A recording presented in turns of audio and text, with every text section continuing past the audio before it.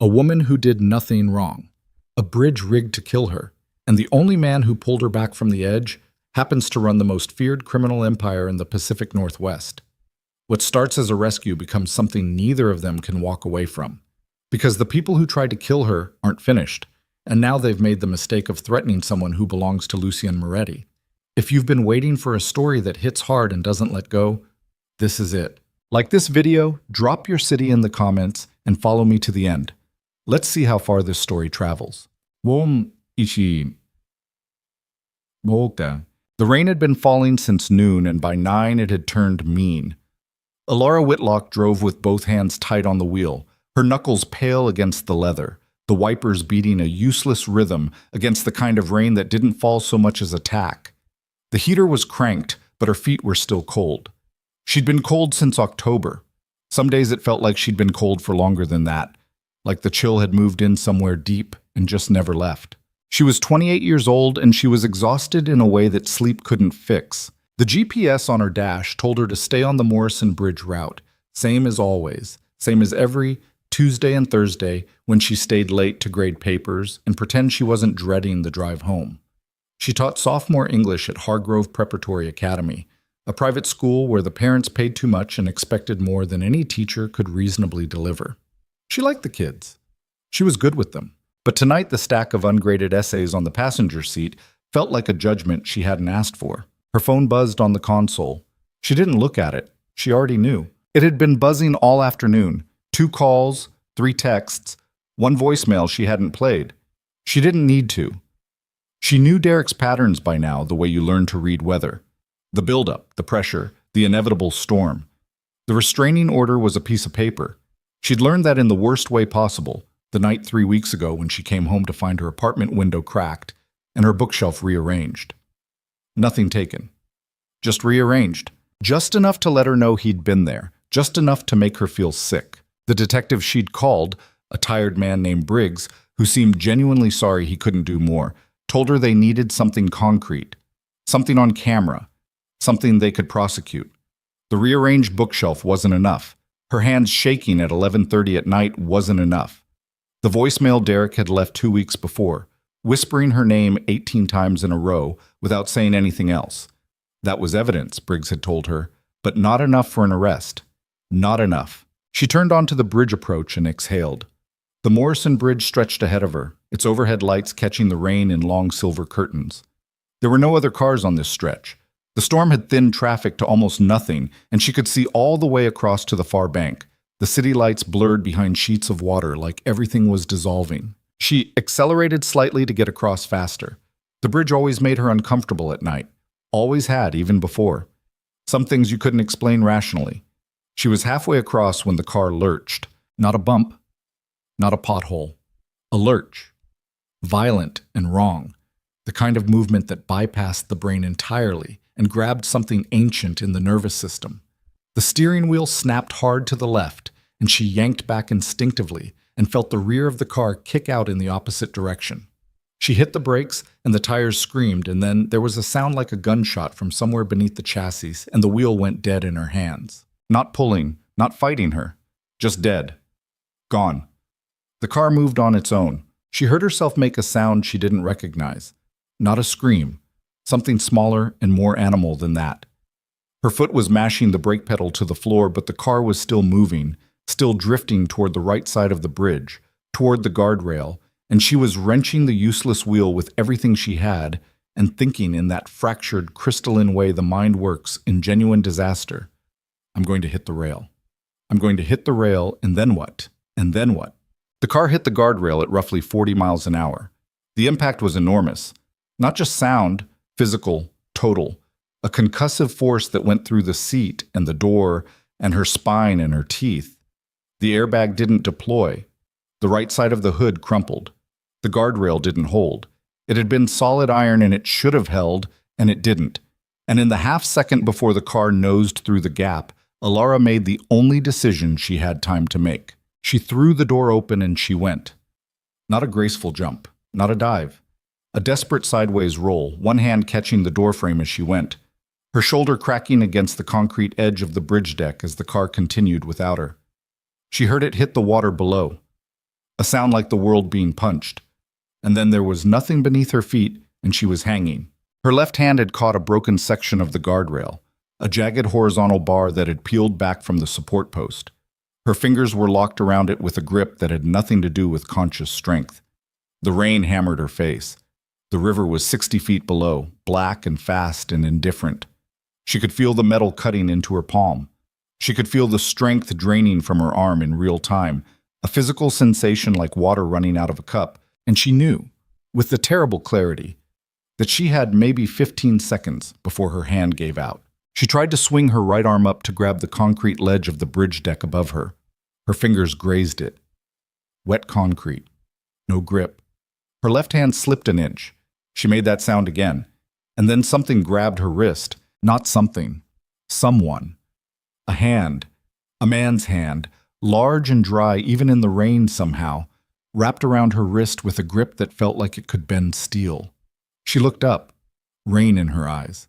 A shape crouched at the edge of the bridge, one knee down, the other leg braced against a concrete support. Dark coat, dark hair plastered flat by the rain. He wasn't straining.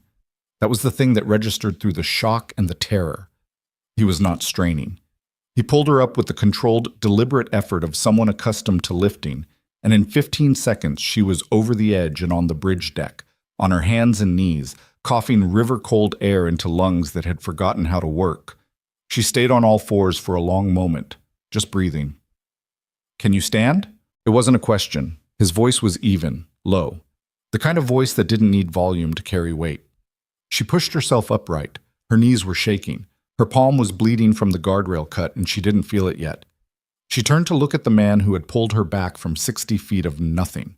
He was perhaps mid-30s, tall, wide at the shoulder, in a way that wasn't gym-manufactured, but something older and more fundamental. His coat was expensive and ruined by rain. He was looking at her with dark eyes that were doing some kind of rapid assessment she couldn't read, going over her the way a doctor checks for damage rather than the way a man looks at a woman. "The car went over," she said, because she needed to say something factual and true to anchor herself. "I know. I saw."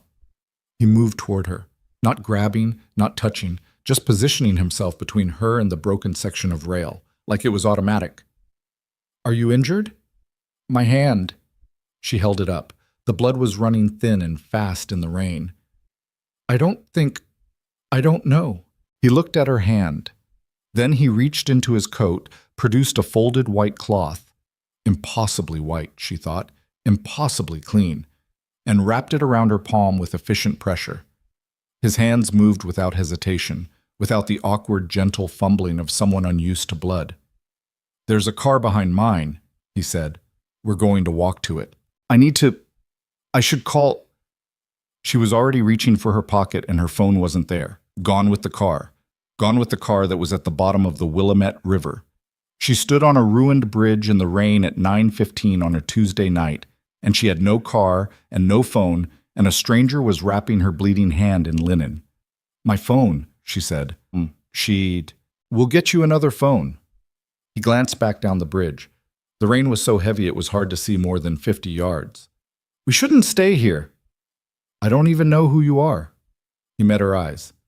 Something moved through his expression, not warmth exactly, but a kind of frank acknowledgement, like she'd said something worth noting. "Lucien Moretti," he said. He said it the way some men say their names, like a full sentence, like it should mean something. She stared at him for a second. Something turned over in her stomach. She'd heard that name before. Once from a colleague whose brother was a Portland PD officer. Once in an article she'd skimmed and then wished she hadn't, about federal investigations and criminal organizations, and a name that kept appearing in connection with things she didn't want to understand. She stopped. "Yes," he said, like he already knew what she was going to say. She looked at the broken guardrail, at her blood on the white cloth, at the rain, at the man standing in it, watching her with those careful dark eyes. She went with him. She told herself it was only because she had no other option. In the weeks that followed, she would keep telling herself that, and she would keep not quite believing it. The car waiting on the far end of the bridge was a black Escalade, engine running, windows tinted nearly opaque. The driver, A heavy man in his 40s with a jaw like a cinder block and hands resting loose on the wheel glanced at her in the rearview mirror once and then looked away. There was another man in the front passenger seat who didn't turn around at all. Neither of them spoke.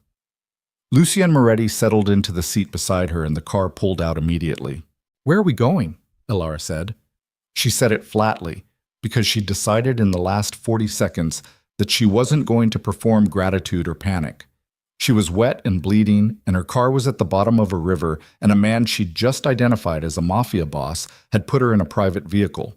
She could process exactly one thing at a time. "A clinic," he said. "Private. Your hand needs stitching." "And after the clinic?" He was looking ahead, not at her. "We'll talk about that after the clinic." She studied the side of his face. He had the kind of profile you noticed. Not conventionally handsome, not the word she would have reached for, but specific, defined. Like someone had built it to last. The jaw was hard and there was a scar she could barely see at the edge of his hairline, pale against skin that had more color than you expected on a man who seemed to operate mostly in the dark. "Someone cut my brake lines," she said. His jaw tightened slightly. "Or equivalent. That wasn't an accident." "No." She looked at her wrapped hand. The white cloth was dark with blood now, but he'd tied it tight and the pressure was holding. "This was the second time someone's tried to—" She stopped, swallowed. "There's a man. Derek Vaughn. He's been—" "I know who Derek Vaughn is," Lucienne said. She went still. "You know him." "I know of him." A pause. "My people have been aware of certain patterns in this neighborhood for some time." He said it with the careful precision of a man who chose every word knowing it might be repeated later. "We became aware of you 3 days ago." She turned to look at him fully. He still wasn't looking at her. 3 days ago. There was unusual activity near your school, near your apartment building." He paused. "I sent someone to observe." She felt something cold move through her that had nothing to do with the rain soaking her clothes. "You were having me watched. I was gathering information." Now he looked at her. "If we hadn't been on that bridge tonight, you were following me." "Yes." She held his gaze. 3 seconds. 4. She was waiting for him to look away and he didn't. There was nothing apologetic in his expression. No performance of regret, no deflection. Just the flat acknowledgement of a man who had made a decision he stood behind. She looked away first. She hated that she looked away first. The private clinic was in the West Hills, behind a gate that opened before the car slowed, on a property that looked like a converted estate house from the outside. Inside it was clean and bright and completely still. A doctor was waiting, a woman in her 50s, silver-haired, composed in the way of someone used to late arrivals and unusual circumstances. She didn't ask Elara's name. She looked at the hand, confirmed it needed 4 stitches, and started preparing without commentary. Lucienne waited in the hallway. She could see the shape of him through the frosted glass panel in the door. Not pacing, not on his phone, just standing. The doctor worked with quick, economical movements. "You were in an accident," she said. It wasn't a question. "Yes." "The hand is the worst of it?" "I think so." Elara watched the suture needle go in and felt almost nothing. The shock was still doing its work. "My shoulder hit concrete pretty hard. I'll look at it after." The doctor tied off the first suture. "There'll be bruising for 2 weeks. Rotate it regularly or it'll stiffen." She paused. "You're not the first person to come through here in the middle of the night, if that's what you're wondering." Elara said nothing. "I don't ask questions," the doctor continued. "Neither should you, for a while. Not the kind that can't be answered yet." That stayed with Elara. Not the kind that can't be answered yet. Like there were questions coming that would be answerable. Like this wasn't the end of something, but the beginning of it. When the doctor finished and Elara came back into the hallway, Lucienne looked at her hand and then at her face. She'd caught her reflection in the clinic bathroom mirror sit, pale dark circles under her eyes that had nothing to do with tonight, hair still damp and starting to curl at the ends. She looked like someone who'd been surviving rather than living for a long time. She'd been aware of it before. Tonight it was harder to not see. "Better," he said, about the hand. "Sure, see." She crossed her arms. "Now we talk." He nodded once. Now we talk. They sat in what appeared to be a small waiting room. 2 chairs, a low table, a lamp in the corner that gave off a warm amber light that felt obscene given the circumstances. Lucien sat with his elbows on his knees, his coat finally shed, and she could see the suit underneath was as expensive as the coat had been and equally destroyed by rain. He didn't seem to care. He told her what his people had found. He was precise about it. No dramatic presentation, no softening, spike strips, professionally manufactured, had been affixed to the bridge surface beneath her usual route. They were magnetic, removable, designed to be pulled up before any investigation could tie them to the scene. The guardrail on the section she'd hit had been compromised with an angle grinder at the base supports, reducing its impact resistance by his estimate to roughly 20% of rated strength. Someone had built a mechanism designed specifically to kill Alara Whitlock on a specific bridge on a specific night. She sat with that for a moment. Derek couldn't. He doesn't have the skills for something like that, she said. Her voice was steady. She was working to keep it that way. He's a sales manager. He's obsessive and he's terrifying, but he's not. He doesn't know how to rig a bridge.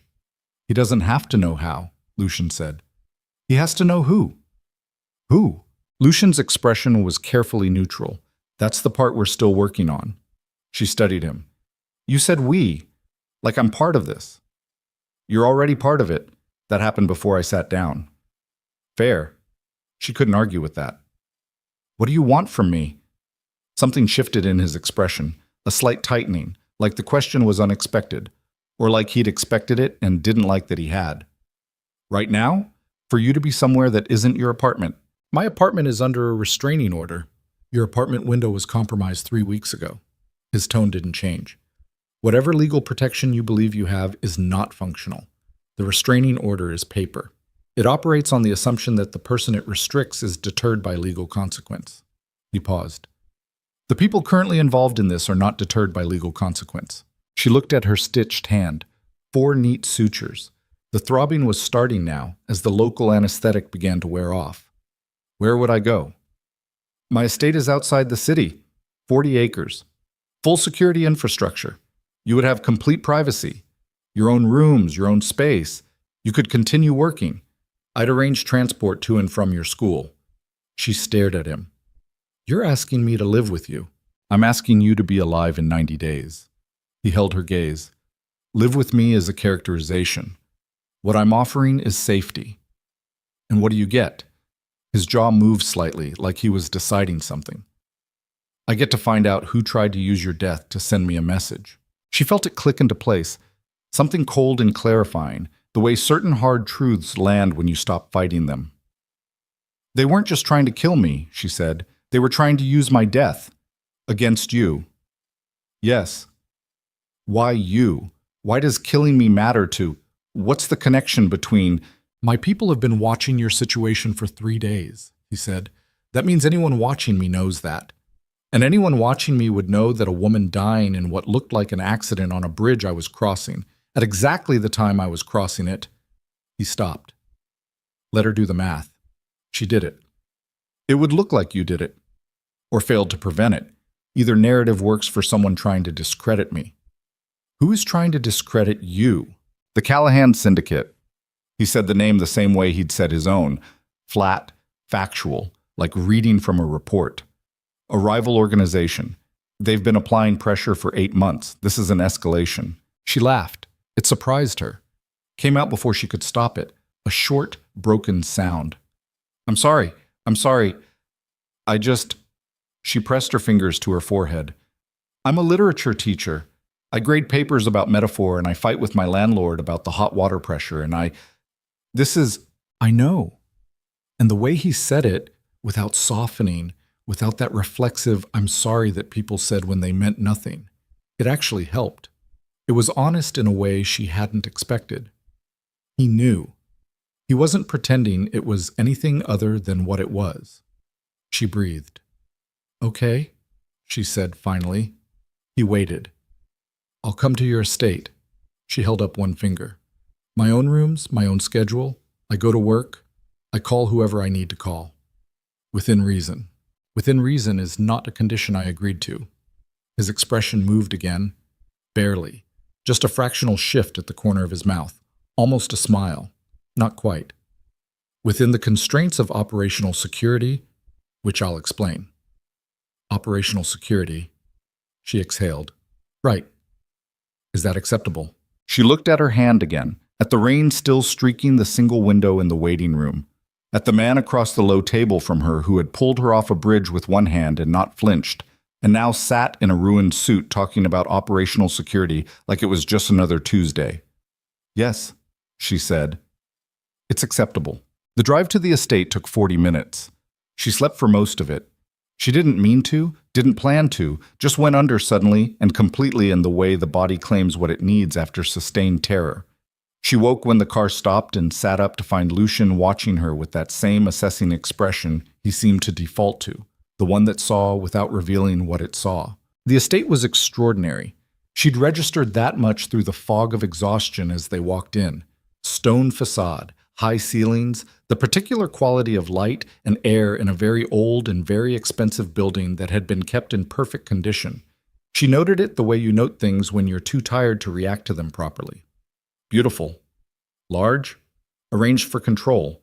The flow of rooms, the placement of staff, she didn't see so much as sense in adjacent spaces. The room she was given was on the second floor and it was bigger than her apartment. She registered that too. Stone walls. High ceiling.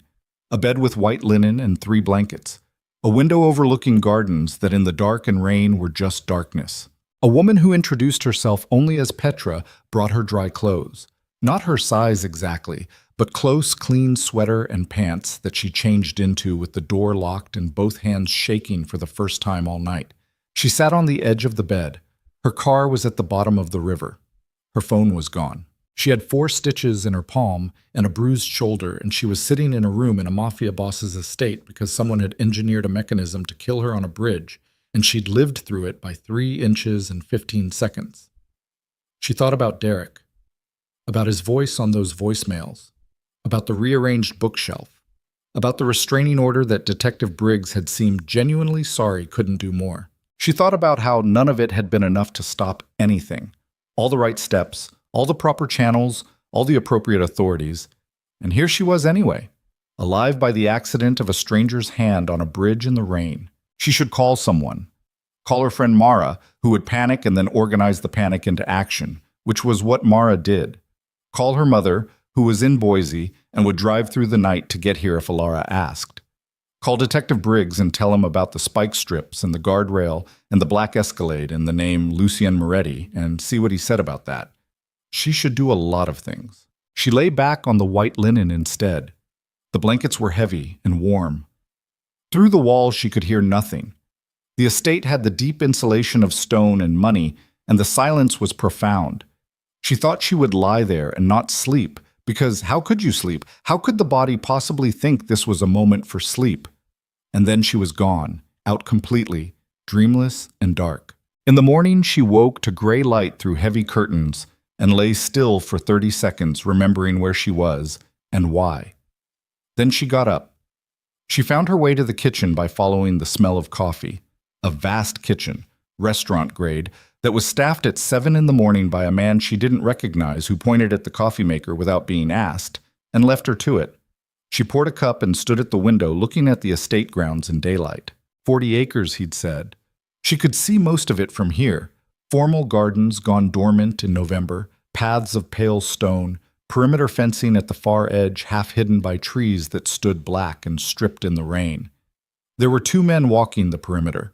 She could see them clearly, moving at intervals, and she understood they weren't walking the property for pleasure. Lucien appeared at 8:15. He was in different clothes, dark trousers, gray shirt, no tie. He'd shaved. He looked infuriatingly like someone who had slept well and woken without difficulty. He poured his own coffee and stood at the opposite end of the kitchen island, and they both didn't say anything for a moment in the particular way of 2 people who don't yet know the rules between them. "You slept," he said finally. "Passed out is more accurate." She turned from the window. "I need a phone." He produced one from his pocket and slid it across the island. "Secured line. Your contacts have been transferred from your cloud account. I had someone—" "You accessed my cloud account." A pause. "Yes?" She picked up the phone. I need to stop being surprised when you do things like that. It would be more efficient if you did. She looked at him. He met her gaze without shifting. There was something about the way he occupied space. Not aggressive, not performative, just complete. Like he'd decided a long time ago how much space he took up, and there was no negotiation available on the subject. She called Mara. The conversation was exactly as chaotic as she'd expected. Mara had already been notified by the police. Her name had been in Alara's emergency contact records, and the recovered plates from the partial car wreckage in the river had triggered a report. She'd spent 4 hours convinced Alara was dead. She cried on the phone and then got angry, which was how Mara processed things, and Alara held the phone and let her cycle through it. Where are you? Mara demanded. Why aren't you at the hospital? Why didn't you? I'm safe. Carefully. I'm staying with someone. A friend. What friend? Where? Mara's voice sharpened. She was sharp that way, always finding the edges of things. Alara, what is happening? I'll explain everything soon, I promise. I just need a few days. She could feel Lucien not listening from across the kitchen. He was reading something on his own phone, coffee in hand, genuinely not appearing to pay attention. She couldn't decide if she appreciated it or didn't trust it. Derek did this, Mara said. We both know he did this. We don't know anything yet. Alara, I know. Let me work on it from this end and I'll call you tomorrow. Don't go to the police about where I am. Please. A long silence. Mara was doing that thing she did where she was deciding whether to comply or override. You're scaring me. I'm scared too, Alara said. It came out steadier than she expected. But I'm alive. Focus on that part. She hung up and set the phone on the counter and stood with both hands flat on the cool marble for a moment. Her husband, Lucien said. He hadn't looked up from his own phone. Alara turned.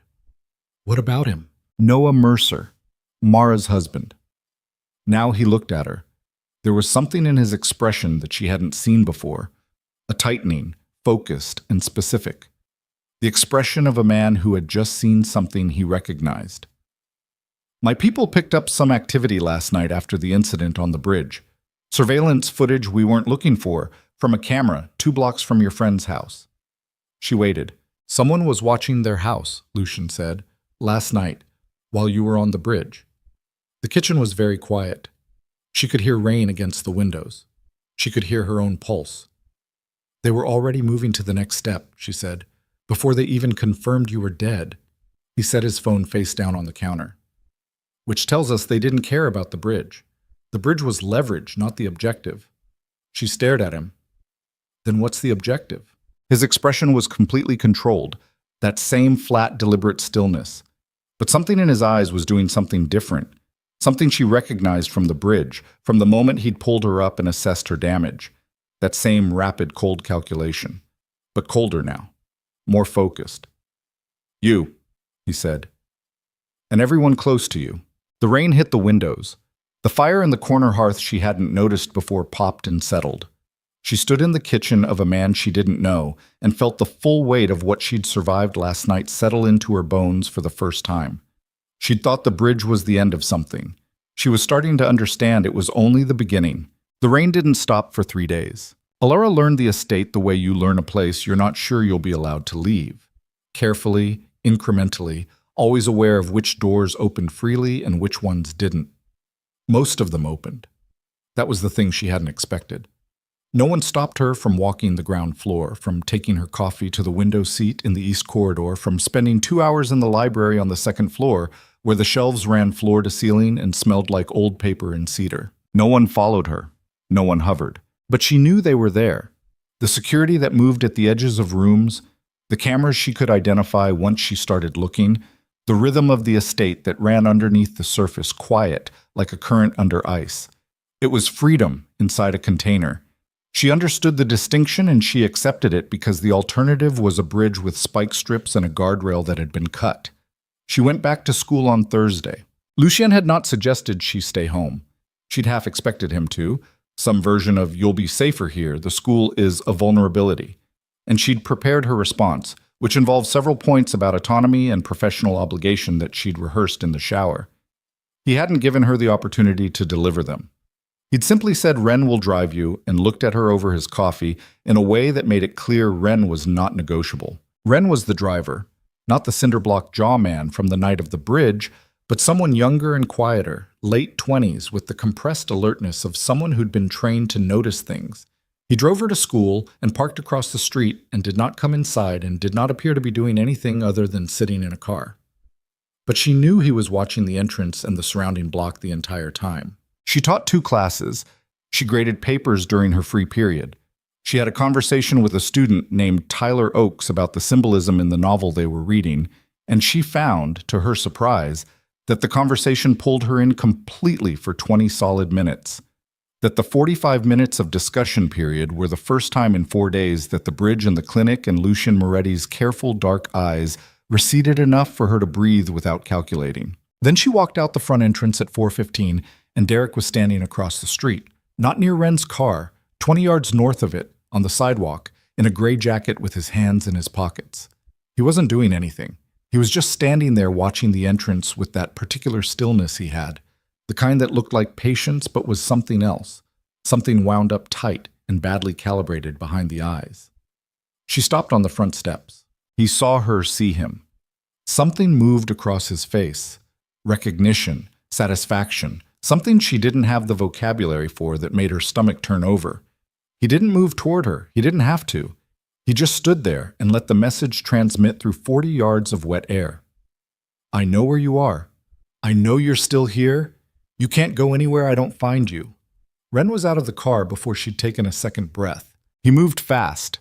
Not running, not yet, but covering the distance to Derek's position with the quick, controlled stride of someone who'd done this before. And Derek saw him coming and turned and walked. Not ran. Walked. Deliberate. I'm leaving because I choose to, not because you're making me. She stood on the steps and watched Derek disappear around the corner and felt the familiar sick exhaustion of it. The restraining order. The evidence that wasn't enough. The tired detective.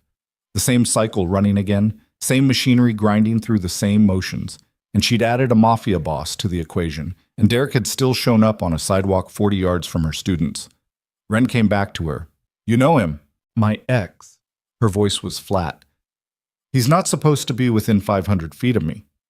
Ren looked at where Derek had been standing. Something moved through his expression. A professional recalibration, threat level assessment. Nothing personal. I'm calling it in, he said. To the police? He looked at her. To Mr. Moretti. She sat in the back of the car on the drive home and didn't say anything. Her hands were in her lap, and she was looking at her stitched palm and thinking about the restraining order that was paper, about what Lucien had said about people not deterred by legal consequence. And underneath all of it, running like a bass note she couldn't unhear, was the thought, he was that close to my students. Lucien was waiting when she got back. Not in the entrance hall, not positioned like he'd been watching for the car. She found him in the study off the main corridor, standing at the window, a phone pressed to his ear. He looked at her when she walked in. His conversation ended in 3 words she didn't catch, and he lowered the phone. Ren told you, she said. Yes. The restraining order is not a functional instrument against someone who has made a decision. He set the phone on the desk. His jaw was tight, not angry in a performed way. Tighter, more inward, the expression of a man calculating cost. He's becoming bolder. He's always been bold. She sat down in the chair across from his desk without being invited to. Her legs were tired. That's the problem with Derek. He's not afraid of consequences in the normal way. He thinks consequences happen to other people. Men like that are manageable, Lucien said, when they're operating alone. She registered the weight on that last word. He's not operating alone. Our surveillance on the Callahan network picked up a payment this morning, routed through 3 shells but traceable if you know what you're looking for. He moved away from the window, came around to the near side of the desk, and sat on the edge of it. Not behind it. Closer, more direct. $14,000. Origin point traces back to a Callahan account we've been monitoring for 8 months. She stared at him. They're paying Derek. They've been paying Derek for at least 6 weeks. Possibly longer. He paused. He's not a resource they recruited for a specific operation. He was already in motion, already fixated on you, already providing a ready-made mechanism. They found him, and they amplified. She turned that over. The specific ugliness of it. Not even recruited, discovered, used. Derek's obsession laundered into someone else's strategy, his stalking upgraded with professional infrastructure and someone else's money. He doesn't know what he's part of, she said. Almost certainly not. He believes he's being supported by people who understand his situation, who sympathize. Lucien's voice was stripped of editorial content, but something underneath it was very cold. It's a common leverage model. Find the unstable element that's already in motion, provide resources, allow it to run. And if it kills me, you get blamed, or implicated, or at minimum destabilized by the investigation and publicity. He watched her. They don't need a conviction, they need disruption. She breathed through it, in through the nose, slow. Her therapist, the one she'd stopped seeing 6 months ago when the cost got too high, had taught her the breathing. She'd thought it was useless when she learned it. Right now, it was the only thing keeping her voice level. What happens now? Now we push harder on the Callahan connection. He stood up from the desk. And you don't go back to the school until we've tightened the perimeter around it. She looked up at him. I'm going back to school. Elara, my students have midterms in 10 days. She kept her voice even and direct. Tyler Oakes is failing because he doesn't understand how to write a thesis. Maya Brennan has been having panic attacks in the bathroom before first period since October. And she talks to me about it. She talks to me specifically. And if I disappear, you're not disappearing. If I stop showing up, the only adults in those kids' lives who are paying attention disappear. She stood up. They were close now, closer than they'd been since the bridge, and she held the ground. I understand what you're trying to protect. I'm telling you what I'm not willing to give up. He looked at her. The calculation she'd seen before was running again behind his eyes, but there was something else in it now. Something slightly less clinical, slightly more specific. Like she'd surprised him, like he hadn't expected the pushback to come in that form. Double the perimeter, he said finally. A second car on the block. I'll have someone inside the building. A teacher? A credible cover. A pause. This isn't negotiable. Neither is the school. She held his gaze. We understand each other. That almost smile again. The fractional one, barely there. Yes, he said. I think we do. She was in the library at 9 that night when she heard the raised voice from the floor below. She set down her book. She'd been attempting Chekhov and failing to concentrate, and sat still, listening. The estate was generally very quiet in the evenings. The staff cleared out of the main house by 8, and the security moved to external positions, and there was typically nothing to hear but the building settling and the distant perimeter movement. A raised voice was notable. She went to the door of the library and opened it. The voice was coming from the study. Not a shout, controlled, but elevated, the kind of voice that was keeping itself below a shout through deliberate effort. Lucien's voice. She could hear the cadence of it, but not the words, and underneath it another voice, higher, with a specific quality of defensiveness that she recognized from years of classroom conflict management. She went down the corridor to the top of the stairs. From there, she could hear better. Told you to hold the East Bank position until I authorized? The window was there, Lucian, if we'd waited another 6 hours. I don't care about the window. Cold. Very cold. You moved without authorization. You put 3 of our people in a position where they were exposed. You burned a surveillance asset we have been building for 4 months, and you did it because you decided your read on the timing was better than the protocol I set. A pause. The other voice, tighter now. It was the right call. The right call. You burned 4 months of work. I got the information we needed on the Callahan warehouse. I needed the surveillance intact more than I needed the warehouse confirmation. Lucien's voice was doing something she hadn't heard from it before. It was still controlled, but the control was doing work now. It was the sound of a man keeping something large and dangerous in a very small container. You made a unilateral decision that cost us a strategic asset, and you're standing here telling me it was the right call. A silence that had texture to it. Heavy. It won't happen again, the other voice said. No, Lucien said. It won't. Because if it does, we're done. I don't run this organization on individual discretion. I run it on protocol and chain of command and the trust that the people in this structure will hold their positions until I move them. If that structure breaks down, a pause, and the pause itself was its own kind of threat. Go home, Marco. Footsteps, the sound of a door, then silence. She stood at the top of the stairs and said nothing. A minute passed. Then Lucien appeared in the study doorway below and looked up and saw her. Neither of them spoke for a moment. I didn't mean to listen, she said. It's a small house for the number of things that happen in it. He moved toward the stairs and she stepped back as he came up. He looked tired in a way he hadn't earlier. Not physically, but something behind the eyes, some kind of sustained weight that showed in the set of his jaw when he wasn't actively composing his expression. Marco is my second. He's been with me for 9 years. He went outside protocol. He thought he was right. Lucien stopped at the top of the stairs. That's the dangerous kind. The ones who are wrong don't create structural problems because everyone can see they're wrong. The ones who are right about their specific decision but wrong about their authority to make it, those are the ones that break organizations apart. She looked at him. The amber light from the corridor sconces caught the lines of his face, the scar at the hairline, the hard jaw, the exhaustion he was allowing to show now that the confrontation was over. He was letting her see it, she realized. Not performing, not arranging his expression for effect, just standing in a corridor at 9 at night being tired. You trusted him for 9 years, she said. I still trust him. He moved past her toward the library she'd left. She fell into step beside him without thinking about it. Trust isn't binary. You can trust someone's loyalty absolutely and still not trust their judgment without oversight. That sounds lonely. He stopped in the library doorway, looked at her. What does? Knowing the difference between those two things. She held his gaze. Most people don't want to. It's easier to trust completely or not at all. He was quiet for a moment. Something moved through his expression. Not the calculation she'd learned to read, but something slower and less guarded. Yes, he said finally. It is lonely. Like the admission surprised him. Like he hadn't planned to make it. She went back to her Chekhov.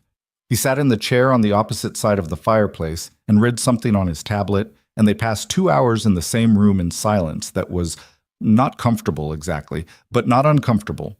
Something in between, something without a clean name, the kind of quiet that settles between two people who have decided to stop performing.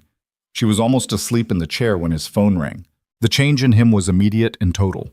He was on his feet before the second ring. She came fully awake watching him answer it. The way his body went from tired stillness to absolute attention, spine straight, jaw locked, every line of him reorienting around whatever he was hearing. When? His voice was stripped. Nothing in it. She sat up. Don't move him, Lucien said. Hold position. I'm coming. He lowered the phone. The way he looked at her then, she read it before he said anything. It was the look of a man who is about to deliver information he didn't want to have himself. Noah Mercer, he said. Mara's husband. She stood up. What happened? He was taken 20 minutes ago. His voice was even, carefully, deliberately even. From the parking structure at his office building. The room was very quiet. The fire had burned low. She could hear the rain against the windows. There's a message, Lucien said. She waited. Save the woman or save the husband? He held her gaze. The expression on his face was not one she'd seen on him before. Something beneath the control pressing up against it. Something that looked under the surface like anger that had nowhere to go yet. The message was addressed to me. She stood in the library of a man she'd known for 4 days and understood in that moment that the scale of what she was in the middle of had been larger than she'd been letting herself understand. She'd been treating it, some part of her, the part that needed to function, needed to go to school, needed to grade Tyler Oakes's failing papers. She'd been treating it like something that was happening around her, adjacent to her, something she was passing through. Noah Mercer had been taken from a parking structure because of her, because of the bridge, because of the fact that Lucien Moretti had pulled her off a guardrail, and now someone was using everyone in her life as a... She finished the sentence herself. In her head, standing in the library with the fire burned low, and Lucienne watching her with that controlled, pressurized stillness, she finished it. Everyone in her life as a lever. Noah Mercer had a bad knee from a college soccer injury and made his wife breakfast every Sunday and had never done anything to anyone. He'd been taken from a concrete parking structure in the dark because Alara had survived a bridge. "Where is Mara?" she said. "Still at home. My people are with her." Lucienne was already moving toward the door. "She doesn't know yet." "I have to tell her." "Not yet." He stopped, turned. "I need an hour before that conversation happens."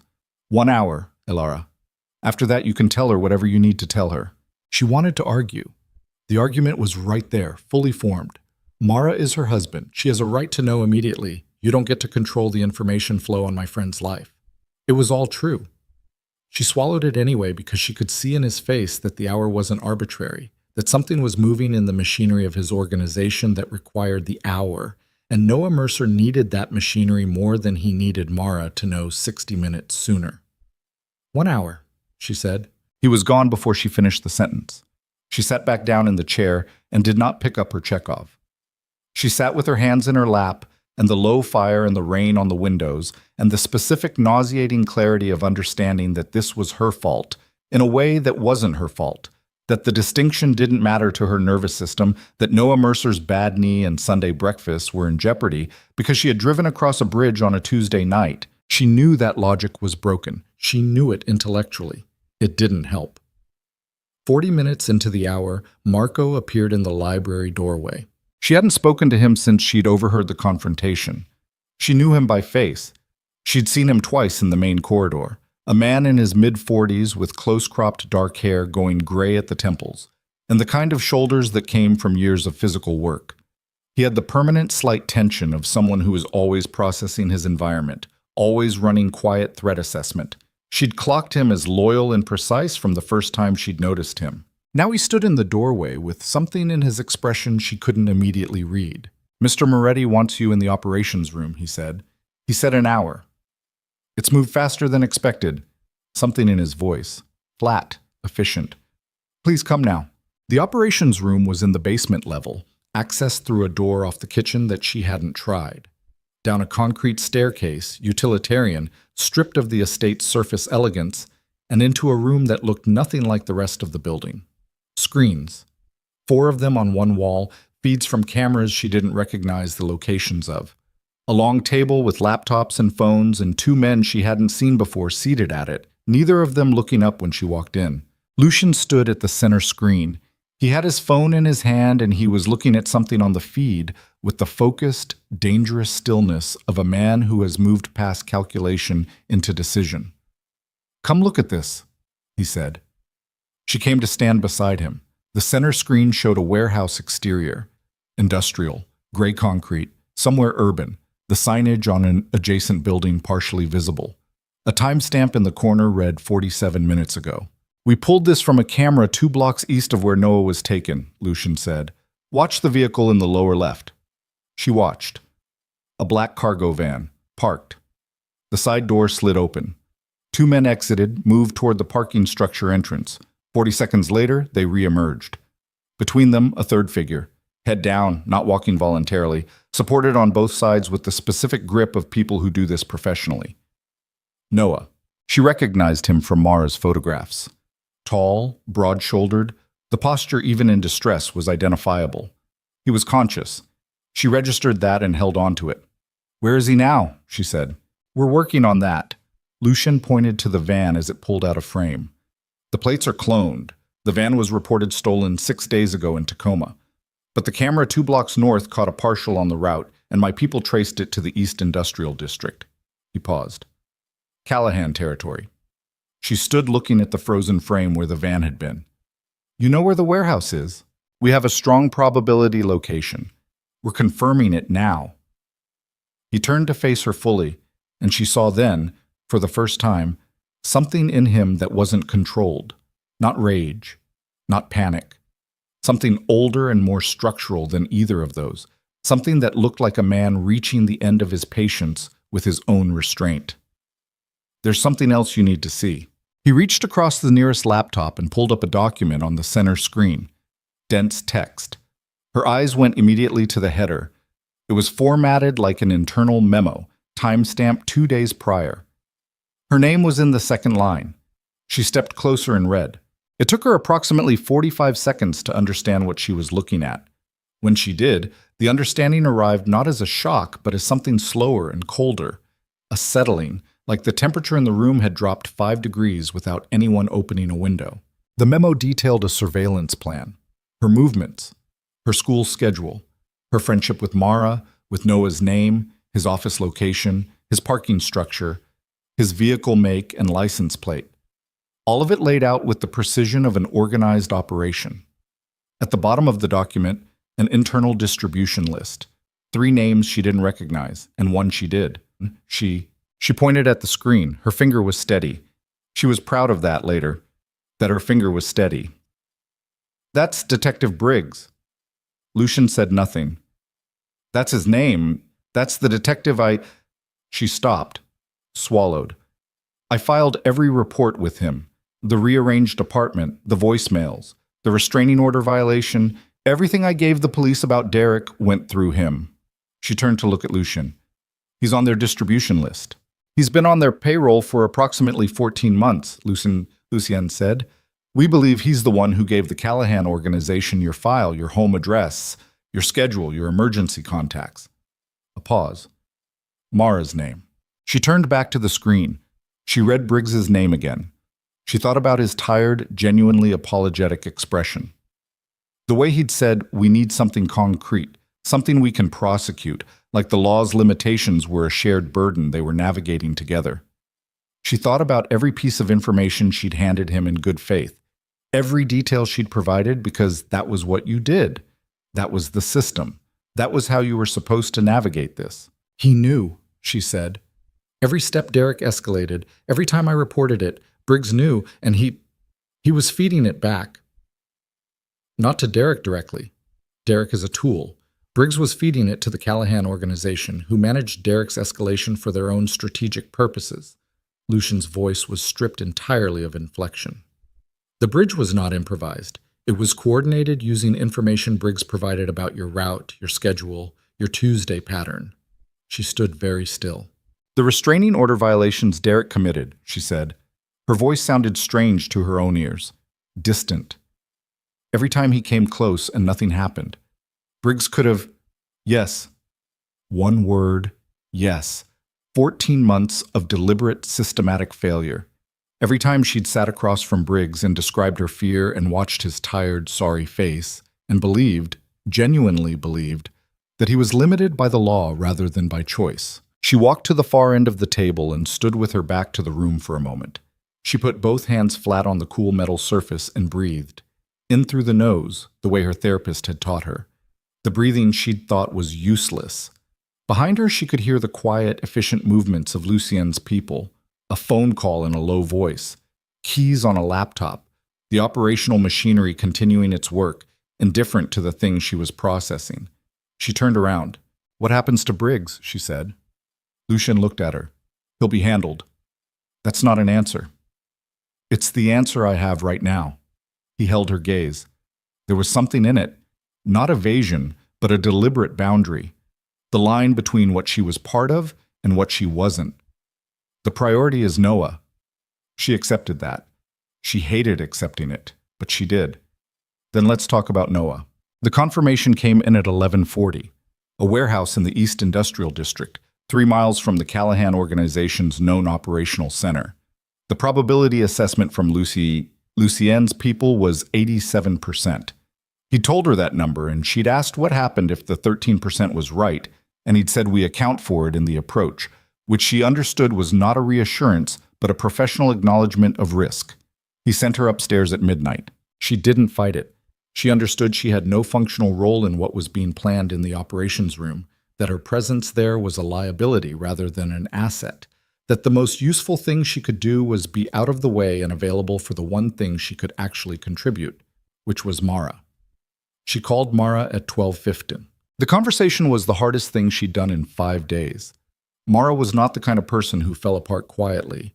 She was loud in her fear, loud in her grief, and the sounds she made on the phone when Alara told her were sounds Alara had never heard from her before, not in 15 years of friendship. She held the phone, and she didn't flinch from it. She said, "I know, and I'm sorry, and he's going to come home," which she had no right to promise, and promised anyway because it was the only promise available. "Where are you?" Mara said when she'd gotten back to words. "Why aren't you here? Why aren't you—" "I'm somewhere safe. I'm working on getting him back." She paused. "Mara, I need you to listen. Don't call the police." A silence. "What?" "Don't call anyone, not Briggs, not the precinct, not 911. She kept her voice steady. "I know that sounds insane. I need you to trust me for the next several hours. Can you do that?" "Alara, my husband has been—" "I know. I know exactly what's happened, and I know who did it, and there are people working on it right now who can get him back in a way the police cannot." She paused. "The police are part of the problem. I'll explain everything, just not right now." Another silence. Longer. Alara could hear Mara breathing, the specific rhythm of someone working to hold themselves together through sheer force of will. They'd known each other since they were 13 years old. She knew every register of Mara's silence. "Okay," Mara said finally. Very quiet, very still. "Okay, I trust you." She stayed on the phone for another 20 minutes. She didn't hang up until Mara's breathing had steadied, and one of Lucien's people, a woman who introduced herself as Yael, calm and competent, was sitting in Mara's kitchen. Then she set the phone down and sat on the edge of the bed and let herself feel the full weight of it for exactly 3 minutes. The bridge, the clinic, the library, and the Chekhov, and the almost smiles. Briggs in 14 months and every report she'd filed in good faith. Noah in a parking structure. Mara on the phone making sounds she'd never made before. 3 minutes. Then she stood up. She went back downstairs. Lucien was in the corridor outside the operations room, alone, leaning against the wall with his arms crossed and his eyes closed. Not sleeping. She could tell by the set of his jaw that he wasn't sleeping. Processing. Running some interior calculation she couldn't see. He opened his eyes when he heard her. "You should be upstairs," he said. "I know." She stopped in front of him. "How long until you move?" He looked at her for a moment. Something shifted in his expression. That thing she'd seen in the library. That slower, less guarded quality. 2 hours? Maybe 3. We're waiting on a final confirmation of the internal layout. And then? And then we go in. She looked at him. He was close. The corridor was narrow. And she could see the exhaustion in him clearly now, the same weight she'd noticed earlier, but deeper. 9 years of trusting Marco. 14 months of Briggs feeding information through a system he hadn't known was compromised. An organization being used as the architecture of someone else's leverage play. She thought about what he'd said in the library, trust isn't binary, and she thought he'd been telling her something true about how he'd learned to live that he probably hadn't intended to reveal. "Marco went outside protocol today," she said. "The surveillance asset he burned." Lucien's jaw tightened slightly. "Yes. The Callahan warehouse confirmation you have now, was that from the asset or from Marco's action?" A pause, longer than she expected. "From Marco's action." She let that sit. So he was right. He was right about the specific information. He was wrong about the authority. He looked at the wall across from him rather than at her. Both of those things are true simultaneously. That's what makes it complicated. "Is that why you're out here instead of in there?" He looked back at her. Something in his expression she hadn't seen before, a slight opening, like a door moved an inch from a frame. "I don't second guess in front of my people, but you second guess." "Everyone second guesses." His voice was quiet. "The difference is timing." She stood in the narrow corridor at 1 a.m. with the rain still going outside and the operations room humming behind its door, and she looked at the man who had pulled her off a bridge 5 days ago and understood that she had stopped being afraid of him somewhere in the last 48 hours. Not because he wasn't dangerous. He was dangerous in ways she was still mapping, but dangerous and trustworthy weren't mutually exclusive either. She'd learned that from Briggs in reverse, the hard way. Safe-seeming and untrustworthy. It went both directions. "When you bring Noah back," she said, "what happens to the Callahan organization?" "We end them." "And meaning?" "Meaning they no longer operate." His voice was flat and certain.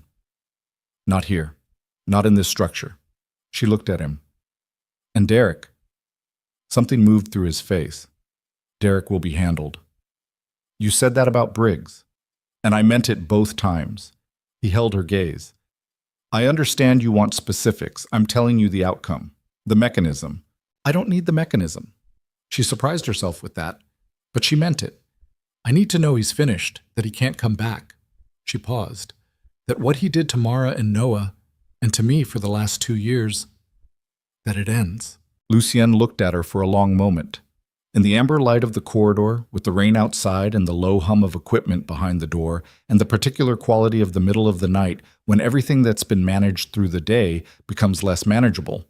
He looked at her, and she looked at him, and something in the space between them changed its nature. She felt it. She didn't perform not feeling it. It ends, he said. And the way he said it, not as a promise exactly, not theatrical, just as a fact, she believed him completely.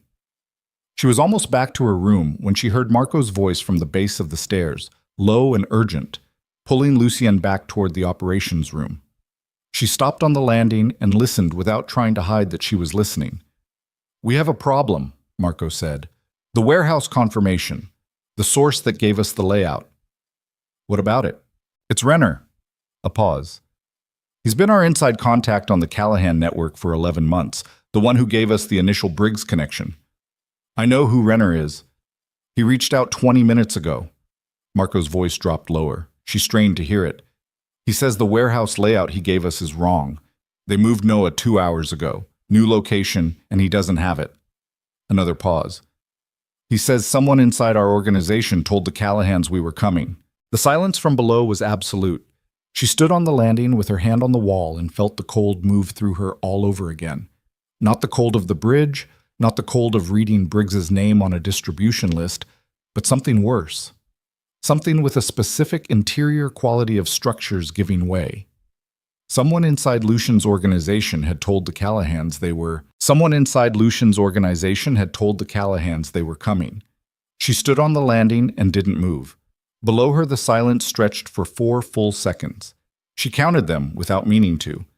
And then Lucien's voice came back, quiet and absolute.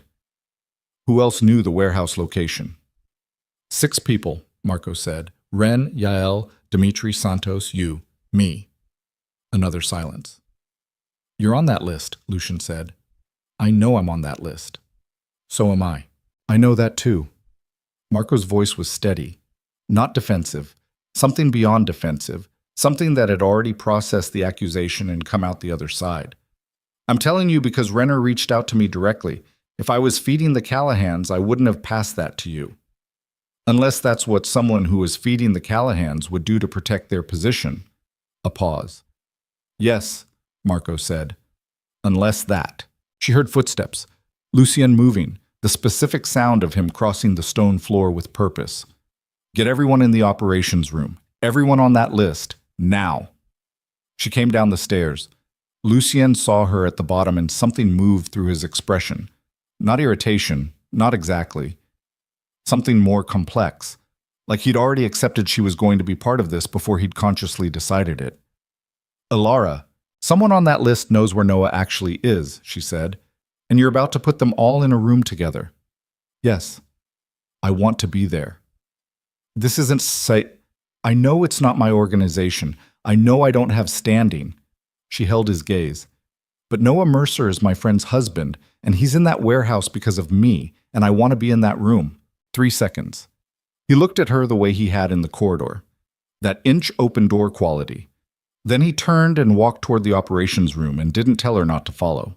She followed. The 6 people on the list were assembled in 4 minutes. Ren she knew. Yael she'd spoken to. The calm, competent woman from Mara's kitchen, who had apparently been recalled at some point in the last 2 hours. Dimitri was 50s, thick-necked, with the weathered face of someone who'd been doing dangerous work for a very long time.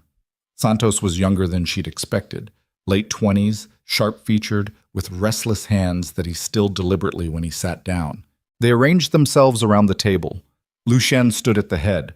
Marco stood at the side wall, arms crossed, deliberately not at the table. Someone in this room compromised the warehouse location, Lucien said. No preamble, no softening, Just the fact. Landed in the center of the table like something dropped from a height. No immerser has been moved. We have 2 hours, maybe less, before the Callahans decide he's a liability instead of an asset.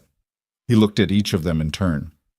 I need the real location, and I need whoever made that call to tell me now before I find out through other means. The room was silent. She watched their faces. Ren was blank. The professional blank of someone trained to manage expression, but underneath it something that looked like anger rather than guilt. Yael was still. Dimitri looked at the table. Santos looked at Lucien. You're going to go through all of us, Santos said. Same as last time. Last time, 2 years ago, the Federal Street problem. Santos's jaw was tight.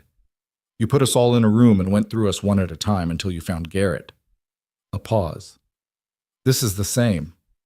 This is faster, Lucien said, because we don't have the time we had then.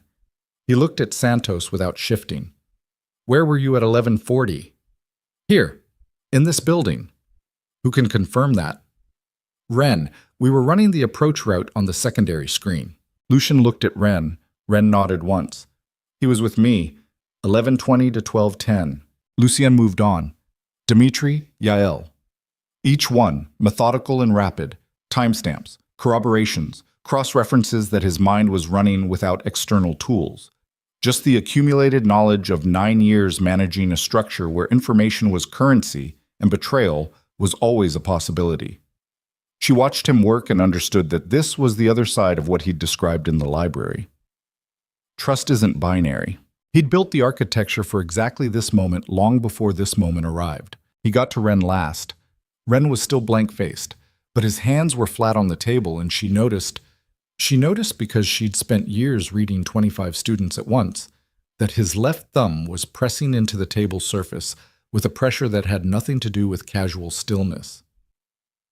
You drove Ilara to school on Thursday, Lucien said. Yes. You saw Derek Vaughn on the block? Yes, called it in immediately. Before or after you called it in? Did you speak to anyone else? A pause. 1 second. 1 second too long for someone who had nothing to account for. No. Lucien looked at him. The look lasted long enough that something in it ceased to be investigative and became something else.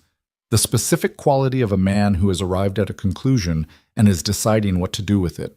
Ren's thumb stopped moving. His face stayed blank, but something behind it shifted. A microscopic change, the kind that a camera wouldn't catch, but that she caught from 6 feet away because she'd spent 10 years watching teenagers try to lie about whether they'd done the reading. They have my brother, Ren said. The room changed temperature. Say that again, Lucien said. Very quiet. The Callahans, they picked up my brother 3 weeks ago. Ren's voice was flat, factual, stripped of everything except the words themselves. Told me if I passed along position information when they needed it, he comes back. If I don't, he stopped. His jaw moved. He's 23. He has nothing to do with any of this. No one in the room spoke. You fed them the warehouse location, Lucien said. Yes. And the route Ilara took on Tuesday nights. A pause that lasted forever. Yes. She heard herself exhale.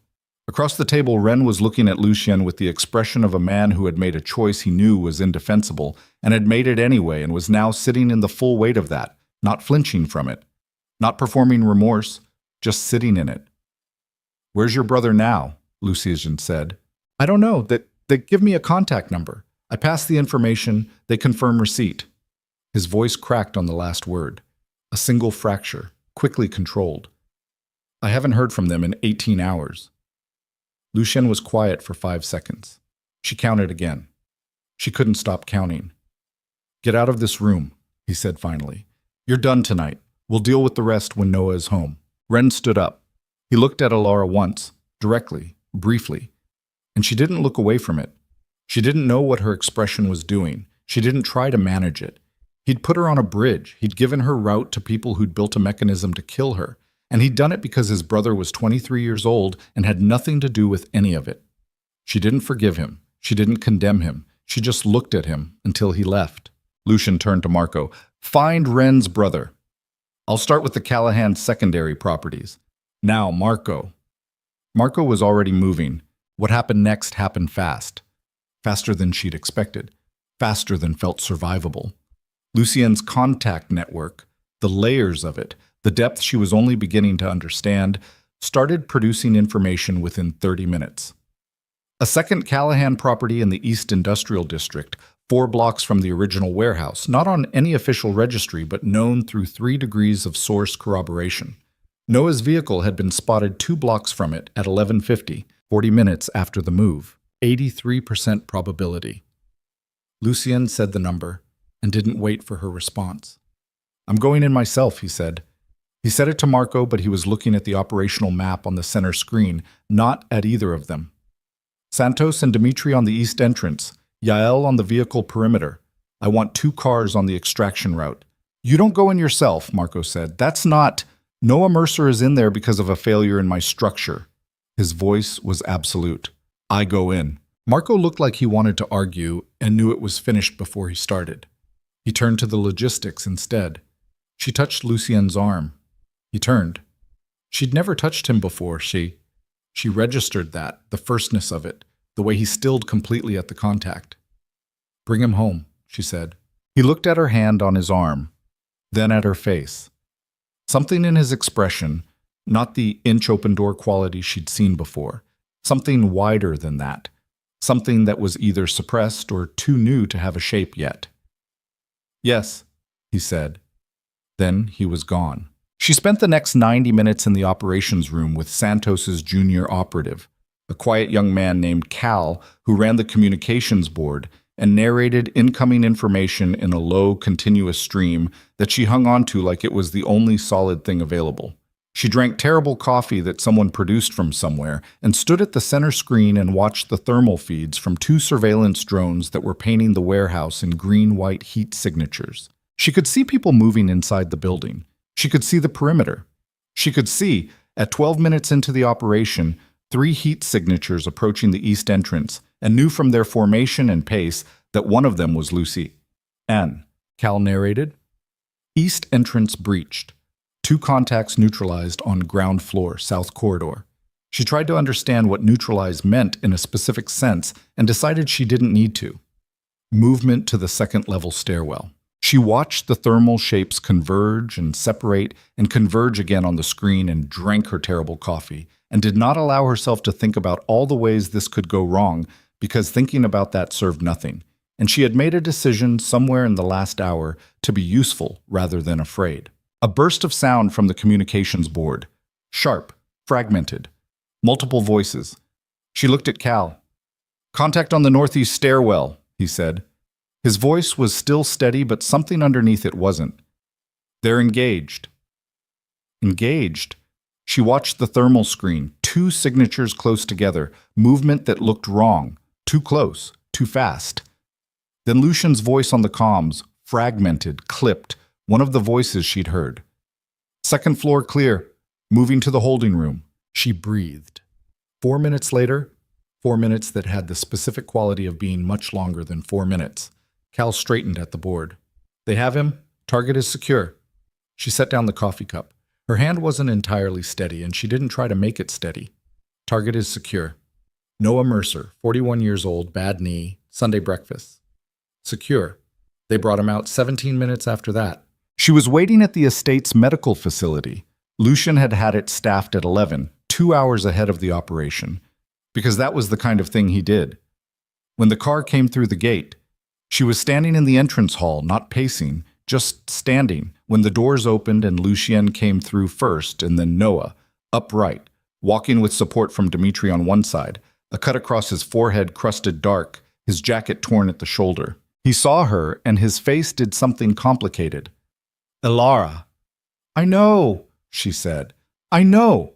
Mara is on her way." He sat down heavily on the nearest bench. He was shaking. Fine. Whole-body tremors. The aftermath kind. Adrenaline leaving a body that had been running on it for hours. The doctor moved in immediately, and she stepped back to give him room. She looked at Lucien. He had blood on his left sleeve. Not a large amount, but unmistakable. Dark against the gray shirt, dried at the edges, still wet in the center. He was standing with his weight slightly off his left side. "You're hurt," she said. "Fragment," he said. "From a ricochet. It's minor." "A fragment from a ricochet is not minor. It's minor relative to the alternatives." He looked at her directly. The operations face was still there, the controlled, processed expression, but it was worn thin now, like paint over old wood, and she could see through it to what was underneath. Exhaustion. Something that had been tightly held for a very long time and was beginning to make itself known at the edges. "Come," she said. She didn't touch him this time, just moved toward the corridor where she knew the treatment rooms were. He followed. The doctor's assistant, a young man who worked with the same no-questions-asked efficiency as everyone in this building, cleaned and dressed the wound with 3 stitches. She sat on the counter across from the treatment table and watched, and didn't look away from the blood or the stitches or Lucy's jaw working slightly against the local anesthetic going in. "You were right about Marco," she said when the assistant had finished and stepped out. "He burned the surveillance asset, but the information he got from it tonight saved Noah." "Yes." Lucian looked at his bandaged arm. "I know. Are you going to tell him that?" A pause. "Not tonight. But eventually." He looked at her. That expression again, the wider thing, the one without a shape yet. Eventually. She looked at him sitting on the treatment table with 3 new stitches and dried blood on his sleeve, and the expression of a man who had been holding an enormous amount of weight alone for a very long time. And she thought about the bridge, about 60 feet of black water, about 15 seconds and a hand. "Lucienne," she said. He waited. "When this is over." She stopped, reconsidered. "When Noah is home, when Derek is finished, when the Callahans, when it's over," he said. Not a question, like he already knew what she was trying to build to and was meeting her halfway. "I don't know what this is," she said. "Direct, no performance. Between whatever this has been, these last 5 days, I don't know how to name it." He was quiet for a moment. Then, "I don't either. But it's something. Yes." No hesitation. "It's something." She looked at him for a long moment in the clean white light of the treatment room. The rain was still going outside. She could hear it even down here, that persistent Portland rain that had been falling since the night this started. 5 days ago, she'd been crossing a bridge. 5 days ago, she hadn't known his name. She got down from the counter. She crossed the 3 feet between them and she sat beside him on the treatment table. Not touching, just present in the specific way of someone who has decided to stop managing the distance. He turned his head to look at her. Close now. The scar at his hairline, the dark eyes doing their assessment, the exhaustion showing clearly through the worn-thin control. She didn't kiss him. He didn't kiss her. They sat in the treatment room with the rain going and Noah Mercer in the next room getting the blood cleaned off his forehead, and the thing between them that didn't have a name yet was present and acknowledged, and neither of them tried to define it further. "The Callahans," she said finally. "It's not over." "No," he said. "It's not. They have Ren's brother." "I know." His jaw tightened. "We'll deal with that. And whoever inside your organization, beyond Ren," she paused. "You know there's more. The leak about the original operation. Ren only knew the warehouse location. Someone else gave them the initial surveillance data on me." He was quiet. She watched his profile, that specific constructed profile, designed to last. "Briggs didn't just receive information," she said. "Someone from your side initiated the contact. 14 months ago, someone in your structure reached out to a corrupt detective and started a pipeline." She paused. "Ren's been compromised for 3 weeks. This started 14 months ago." He turned to look at her. In his expression, she could see him arriving at the same place she'd arrived. The cold, clarifying place where the logic of it finished assembling itself into a shape that couldn't be argued with.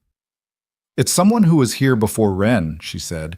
"Someone with access to your intelligence network 14 months ago who knew what Briggs was and decided he was useful." Lucien's jaw was very tight. His eyes were doing the rapid cold calculation she'd seen on the bridge, the first night when he'd assessed her damage. But what he was assessing now was damage of a different kind entirely. "Marco has been with me for 9 years," he said. Very quiet. She didn't say anything. And 9 years ago, he said, even quieter, was approximately when the Callahans first started. 9 years ago was approximately when the Callahans first started applying pressure to the Moretti organization's Eastern operations. Lucien had said that himself 3 days ago, in the kitchen over coffee. The way you mention a fact that's been part of the landscape so long, you stop seeing it as a fact and start seeing it as weather. Marco Vitelli had been with him for 9 years. Lucien sat very still on the treatment table. She could see the calculation running. Not rapid now, not the quick cold assessment she'd watched him perform on suspects and warehouse schematics and her own damage on the bridge. This was slower. The kind of calculation that had to work through something personal before it could arrive at something operational. The kind that hurt on the way through. She didn't say anything. She understood that this moment required silence. He stood up from the treatment table. His left arm was bandaged, and he moved it carefully, automatically compensating, and she watched him cross to the small window at the far end of the treatment room and stand with his back to her. His shoulders were very straight, the posture of a man holding himself upright through architecture rather than ease. 9 years, he said, not to her, to the window, to the rain-dark glass. She waited. He was with me when I took over from my father. His voice was quiet, stripped. He was in the room when I made every significant decision this organization has made in nearly a decade. A pause. He knew every asset, every source, every structural vulnerability. She watched his shoulders. The straightness was costing him something. She could see it in the slight tension at the base of his neck, the way his right hand had closed at his side without him appearing to notice. You don't know yet, she said carefully. You know the timeline fits. That's not the same as knowing. No. He turned from the window. His face was composed. The control had reasserted itself, but it was a different quality of control now. Not the managed professionalism she'd learned to read. Something harder, more personal. But I know Marco. I know how he thinks. I know the way he argues for things he believes in. A pause. And I know that 2 weeks ago he argued against increasing surveillance on the Callahan Eastern network at exactly the moment when increasing it would have caught the initial approach to Wren. She held his gaze. That could be coincidence. It could be. He crossed back toward the door. I need to talk to him. Lucien. She stood. If you're right, I know what it means if I'm right. His voice was very even. Don't. She didn't. She let him go. She sat back down on the treatment table and listened to his footsteps disappear down the corridor, and then sat in the particular silence of a building where something large and irreversible was about to happen in another room. She thought about 9 years, about what it meant to trust someone for 9 years through the kind of work that required absolute trust, to have your decisions shaped and your vulnerabilities known and your structure held up in part by the reliability of one person's loyalty. And then to sit in a treatment room at 2 a.m. and do the arithmetic and have it come out wrong. She thought about what Lucien had said in the library. Trust isn't binary. He'd built that philosophy as protection. He'd built the protocols and the chain of command and the compartmentalization specifically because he understood that loyalty had limits and judgment was fallible, and structures required more than individual faith to hold. And somehow, for 9 years, Marco had lived inside that structure, and either remained loyal or performed loyalty so completely and for so long that even the architecture designed to detect its failure had missed it. She didn't know which was worse. The conversation between Lucien and Marco happened behind 2 closed doors, and she didn't hear it. She learned the shape of it later, in pieces. The way you learn the shape of a thing that happened while you weren't in the room. From the silences afterward, from the way people moved, from the single sound she did hear at one point, which was not a raised voice but something closer to its opposite. A very quiet, controlled devastation, the kind that doesn't need volume. What she knew, by the time she came back upstairs at 3:15, was this. Marco had not denied it. He had not performed outrage or confusion. When confronted with the specific timeline, the Callahan contact 14 months ago, the intelligence pipeline through Briggs, the series of operational recommendations over 9 years that had, in aggregate, protected the Callahan organization's most critical vulnerabilities from the one man most capable of dismantling them, he had sat across from Lucien, and he had been silent for a long time, and then he had said, "They have my daughter." Not a justification, not an excuse, just a fact, delivered with the particular exhaustion of someone who had been carrying it for so long that setting it down, even in the worst possible circumstances, was something close to relief. His daughter Elena was 31 years old. She lived in Boston. She had been, for 14 months, not living in Boston freely, but living in Boston under a specific and ongoing arrangement with the Callahan organization, the terms of which were straightforward. Marco fed information, and she continued to be alive and unharmed and in possession of the life she'd built in a city where nobody knew her last name. She'd been 29 when it started, a graphic designer. She had a cat and an apartment in Somerville and a boyfriend who didn't know what her father did, and Marco had built the separation carefully, deliberately, over years, kept her clean, kept her at distance, never brought the work near her. And the Callahans had found her anyway, because that was what they did. That was the mechanism. Not recruitment through ideology or incentive or even opportunity. Through the people you'd worked the hardest to protect. Ilara sat in the kitchen at 3:30 in the morning with this information and a cup of coffee she wasn't drinking and felt the specific vertigo of understanding that had been underneath everything for days. The understanding that the thing she'd been living inside wasn't a crime story in the conventional sense, wasn't the organized, comprehensible narrative of bad men doing bad things for legible reasons. It was something older and more fundamental than that. It was people making impossible choices under impossible pressure and the damage radiating outward from those choices in directions nobody had planned and nobody could fully control. Ren had given her route to protect his brother. Marco had restructured 9 years of operational intelligence to protect his daughter.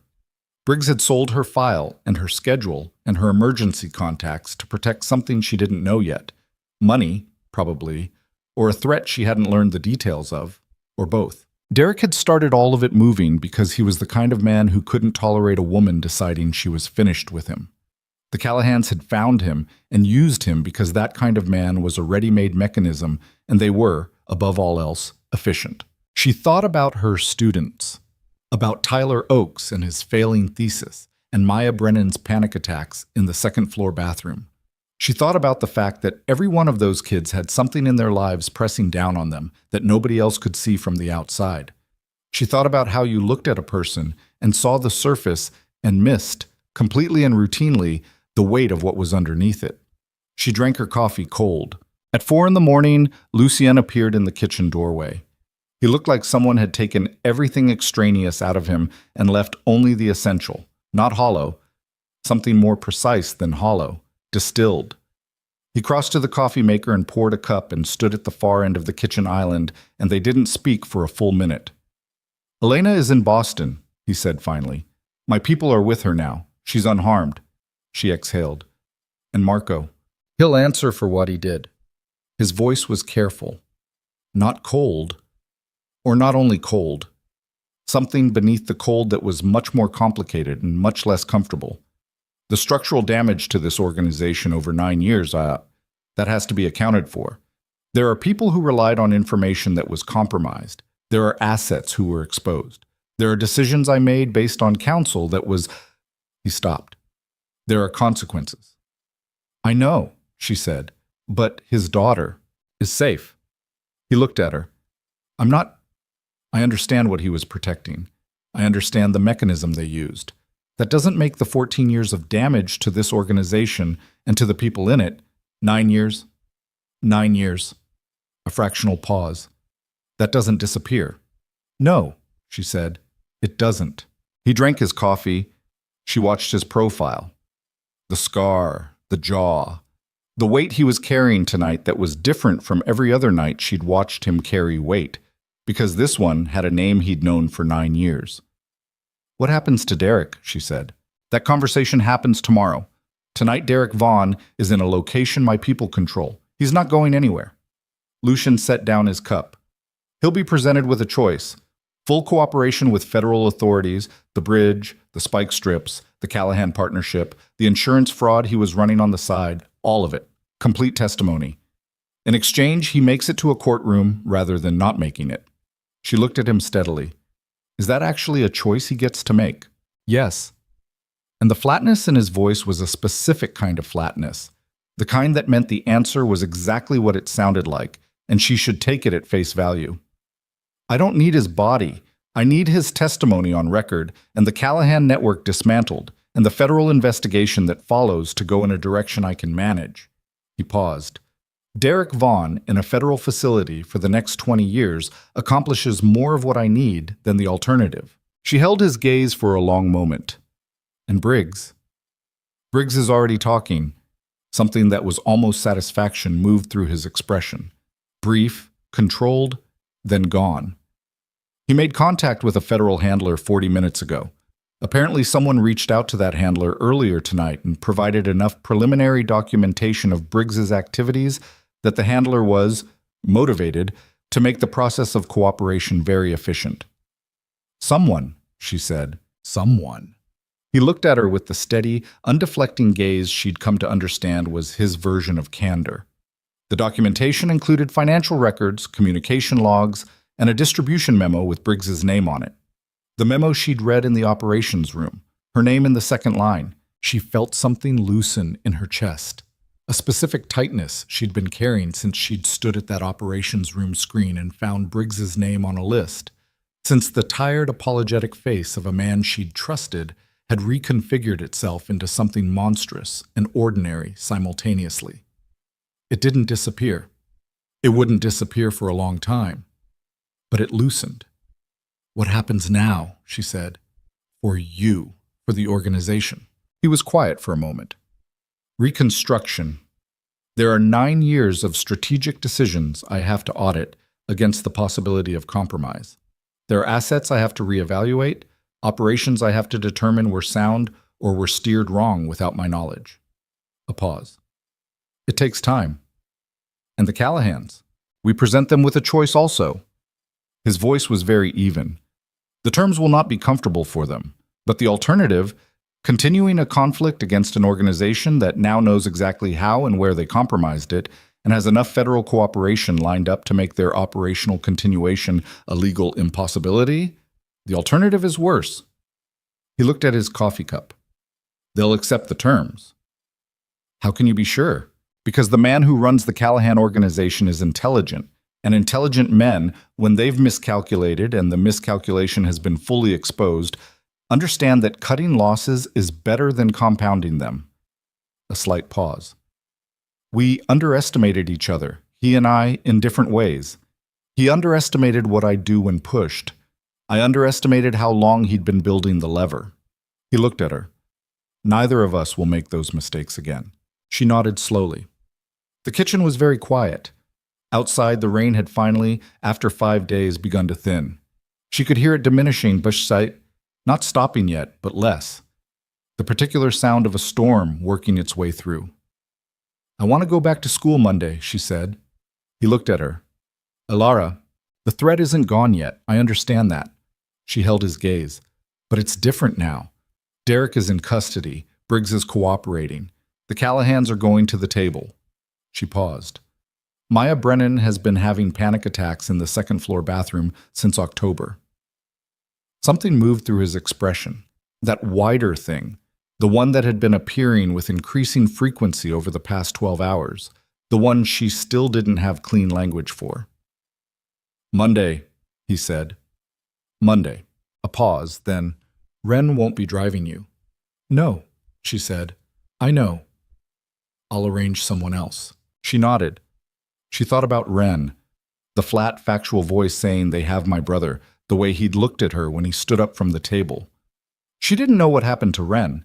She suspected the answer was complicated in the same way all the answers in this world were complicated, and she suspected she would never know the full shape of it, and she was trying to find the equilibrium between needing to know everything and understanding that she lived on the periphery of a structure whose interior she would never fully see. She thought she could probably find that equilibrium. She'd been finding equilibrium in untenable positions for 2 years. It was, if nothing else, something she was practiced at. She went to bed as the rain began to stop. She lay in the white linen dark and listened to the absence of rain settle over the estate and felt the specific tentative quality of a situation that has been catastrophic and is becoming something else.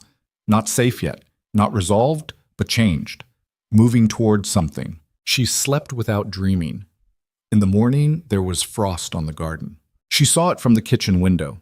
The November frost she'd been waiting for, ice crystals on the dormant grass, the stone paths glazed white at the edges, the stripped trees standing clean against a sky that was, for the first time in 5 days, not raining.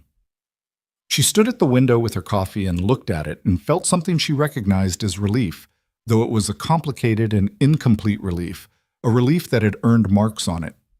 Noah came down at 9. He was moving carefully.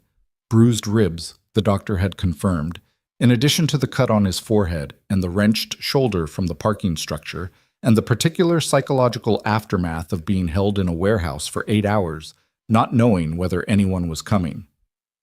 He moved carefully, and he made himself coffee, and he sat at the kitchen island and he looked at her. "Mara's coming at noon," she said. "I know." He wrapped both hands around his mug. His hands were steady. She respected that. She called at 7.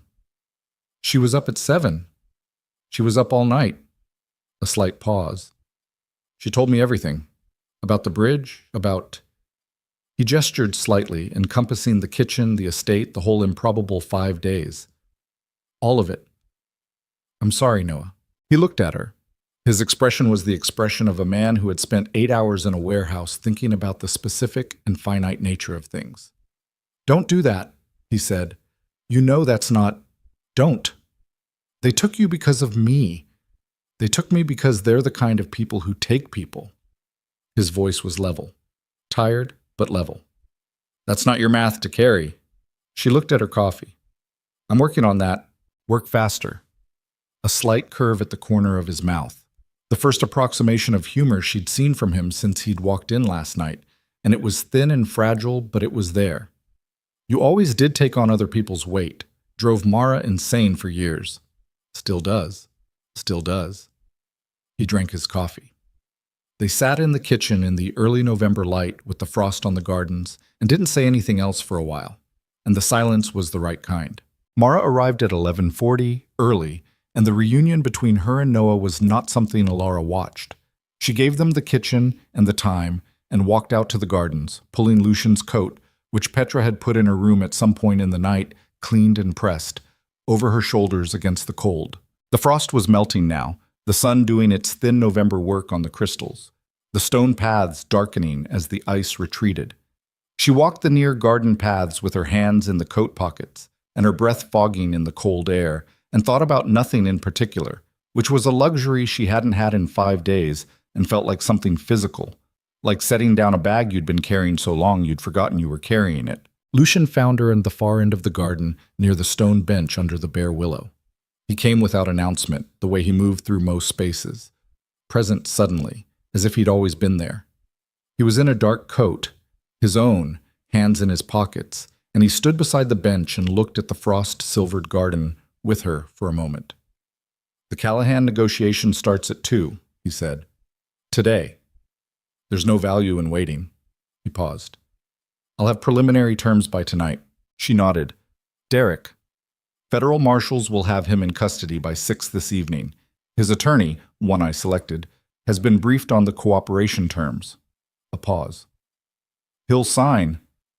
And his testimony covers the bridge, the spike strips, the guardrail. Everything. On record. Admissible." He looked at her. "It won't undo what happened, but it's accountable. In a system, with consequences." She thought about what she'd said to Mara on the phone. "I know who did it, and I know who's working on it, and the police are part of the problem." She thought about the restraining order and Detective Briggs and the tired apologetic face and the 14 months of systematic failure. She thought about the particular satisfaction of a man like Derek Vaughn, who had spent 2 years operating in the absolute certainty that consequences happen to other people, sitting across from a federal prosecutor with a cooperation agreement in front of him. "Good," she said. They stood in the frost-quiet garden. A bird moved somewhere in the willow above them. She heard it before she saw it, a small brown thing that hopped once along a high branch and then was still. The sun was higher now, the frost nearly gone from the paths, the stone bench drying at the edges. "I've been thinking about what you said last night," Lucian said. "In the treatment room."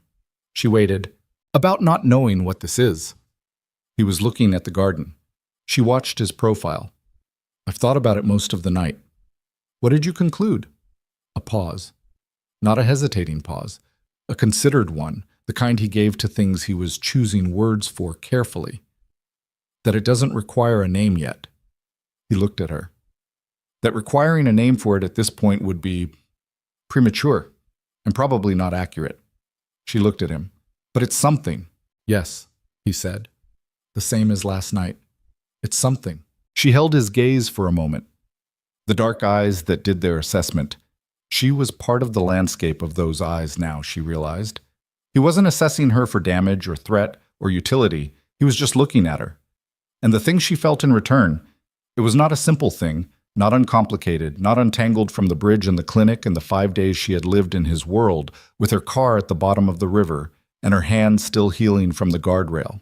It was not separate from any of that. It was made of that. It was something. She reached over and took his hand. Not dramatically, just her hand, finding his in the cold air, fingers closing around his. He looked down at their hands and then back at her face. Something moved through his expression, that wider thing, and she could see that it cost him something to let her see it. Not much, not anymore, but something. The residual architecture of a man who had learned to keep the interior of things interior. He turned his hand in hers so their fingers interlaced, and they stood in the November garden while the frost finished melting and the bird moved again in the willow above. And somewhere in the house behind them, Mara and Noah were in a kitchen piecing themselves back together from the night before, and the cold air smelled like wet stone and winter coming and something new that she didn't have a name for yet. That was enough for now. That was sufficient. The weeks that followed had a different texture than anything that had come before. Not peaceful. She wasn't naive enough to expect peaceful, and Lucien's world didn't contain the kind of stillness that word implied. But functional. Moving. The quality of people who have been through something large and are now doing the work of absorbing it. The Callahan negotiation concluded in 72 hours. She didn't know the terms in detail and didn't ask. She understood from Lucien's expression when he came home the third evening that they had been accepted, that they were punishing, and that they would hold. The organization that had paid Derek Vaughn and found Wren's brother and held Elena Vitelli's life as leverage for 14 months did not disappear. She was enough of a realist to understand it was not that kind of world, and those were not that kind of consequences. But it was diminished, structurally and operationally, in ways that Lucien's people confirmed over the following weeks would take years to rebuild, if they rebuilt at all. The federal cooperation that Briggs's testimony had initiated, combined with the information Lucien had provided through channels she didn't examine too closely, meant that the Callahan network was being disassembled by people with legal authority and institutional resources that exceeded even Lucien's considerable capabilities. It was, she thought, a particular kind of justice. Not clean, not satisfying in the simple way that clean things were satisfying, but real, and more durable than the alternative. Derek Vaughn entered a federal cooperation agreement on the evening Lucien had promised. She was not in the room. She did not want to be. She sat in the estate library with her checkoff. She was actually reading it now, actually taking it in. And she waited, and when Lucien's attorney called at 8:43 to confirm the agreement was signed and filed, she felt not triumph, but something quieter and more lasting. She felt it end. She was in the library when Lucien appeared in the doorway, and she looked at him, and he looked at her, and she saw it in his face before he said the words. "It's done," he said. She nodded. She looked at her book. She pressed her thumb against the spine and felt the solidity of it, and thought about 2 years. The voicemails and the rearranged bookshelf and the restraining order, and the tired, deliberately ineffective face of a man who had been feeding her information to people who wanted her dead. 2 years of being afraid in that low-level, continuous, exhausting way that didn't look like fear from the outside, but lived in the body constantly. She put the book down. She cried. Not dramatically. Not the kind of crying that performed itself. Not sobs. Just tears, sudden and involuntary, the way the body releases something it has been holding under pressure for too long. She pressed the back of her hand against her mouth and breathed through it, and was aware of Lucien crossing the room and sitting in the chair across the fireplace from her, not touching her, not speaking, just present. The same as the first night they'd sat in this room, but different entirely. She let it run its course. It took about 4 minutes, then she wiped her face with her sleeve and looked at the fire. Sorry, she said. Don't, he said. She looked at him. He was watching her with an expression she'd never seen on him before, unguarded in a way that she suspected he hadn't planned, that had emerged in the 4 minutes while she cried, and he sat across from her and chose not to do anything except stay. I need to find a new apartment, she said. Something moved in his expression, a slight shift, careful, trying not to be anything it wasn't ready to be. You don't have to do that immediately. I know. She looked back at the fire. But I need to do it. I need to go back to my own life. Not because this... She paused, finding the right words. Not because I'm running from this, but because I need to know I can. He was quiet for a moment. Then, I understand that. Do you? Yes. And the way he said it, no argument, no negotiation, just the flat acknowledgement, was the thing she needed to hear more than any other possible response. I understand that. She moved back to her own apartment 3 weeks after the negotiation concluded. It was a different apartment.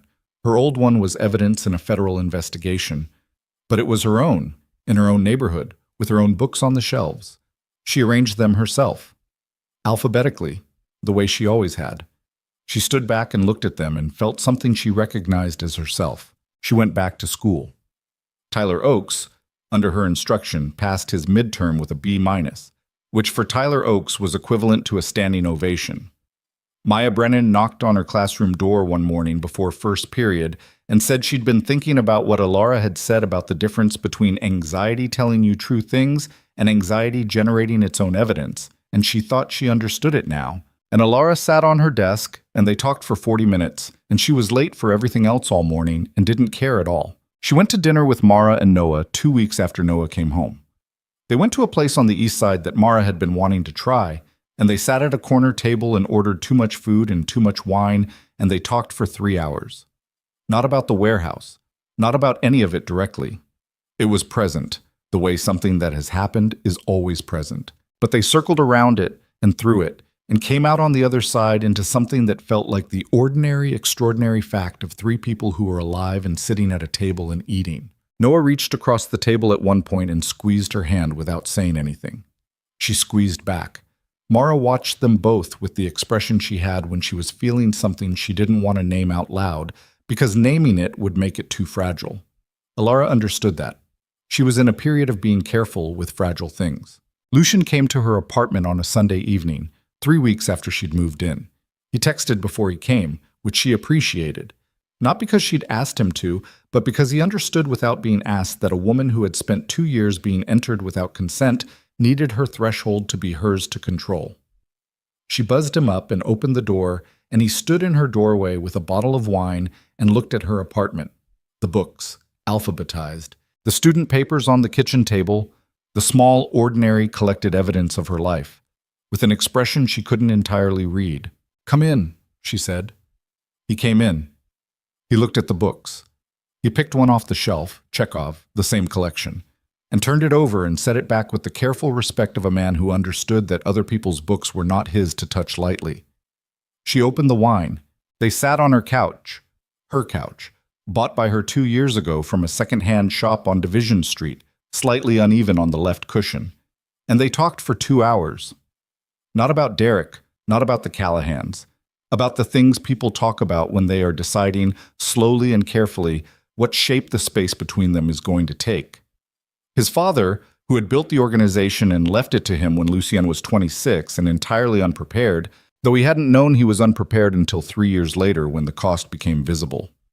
Her mother, in Boise, who called every Sunday and asked about teaching and carefully did not ask about the man Alara had mentioned twice in passing.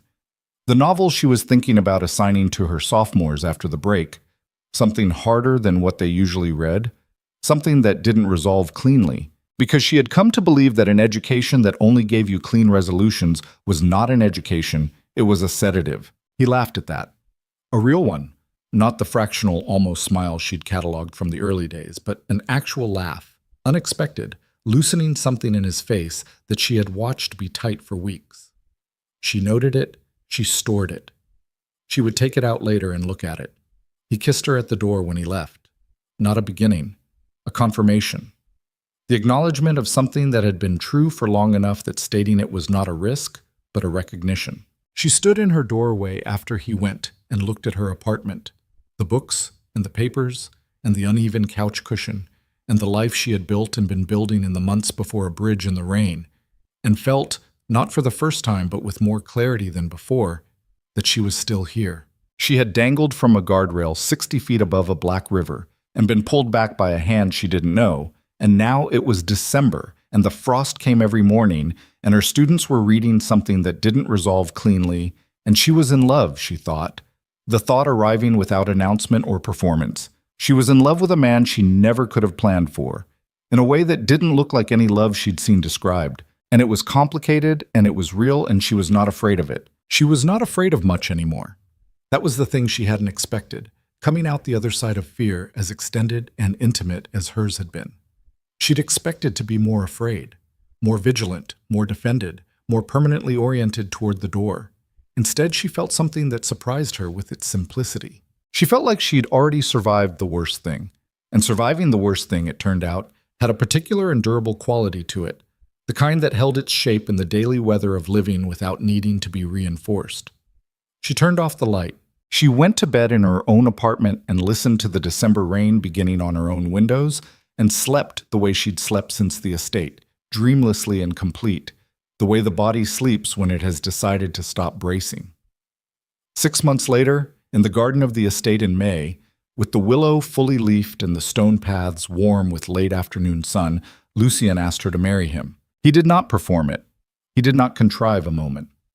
They were sitting on the stone bench under the willow where they had stood in November with the frost, drinking coffee, arguing mildly about whether she should accept the position she'd been offered leading an educational outreach program, funded by Lucien's charitable foundation, built to serve the students that private schools like Hargrove didn't reach. And he stopped mid-sentence and looked at her and said, "Marry me." She looked at him. "We were talking about—" "I know what we were talking about." His expression was completely level. The dark eyes, the scar at the hairline, the jaw she had come to know in all its configurations, controlled and tired and almost smiling and full laughing, once, and the particular expression of a man who has decided and does not require ceremony to confirm the decision. "I'm saying something else now." She looked at him for a long moment. The garden, the willow, the stone path with the sun on it, the frost that was months ago, and the river that was longer ago than that. "Yes," she said. The wedding was in the estate garden in October, a year after the bridge. 40 people. Mara standing at her right, eyes red before the ceremony even began, Noah beside her with his hand at her back.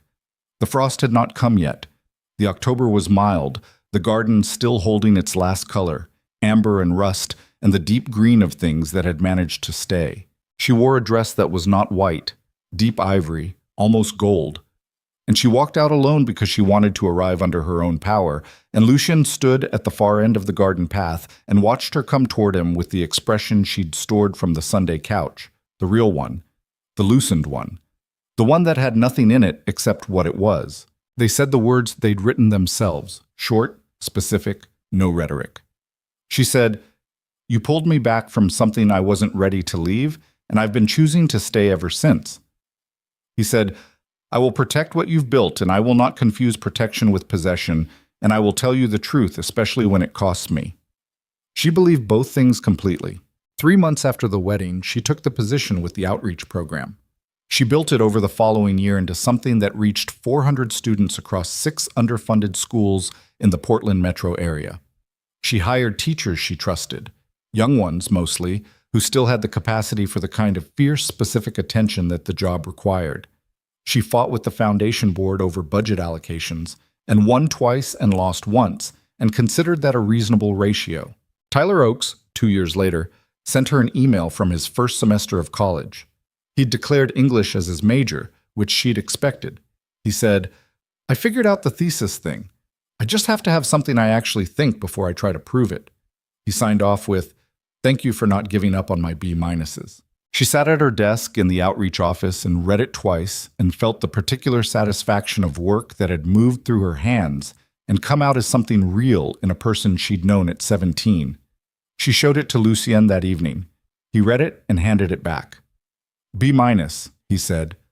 For Tyler Oakes, a B- is a standing ovation. I'll take your word for it.